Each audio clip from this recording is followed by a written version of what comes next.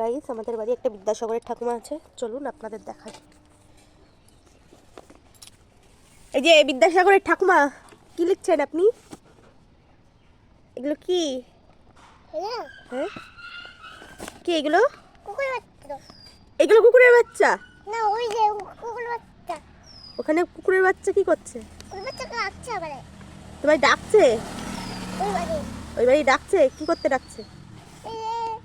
করছে বাবা। ঠিক আছে, লেখো। আমার পরে হিচে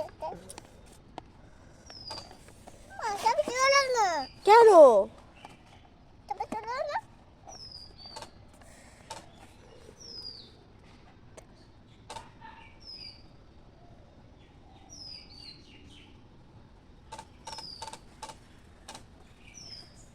দেখো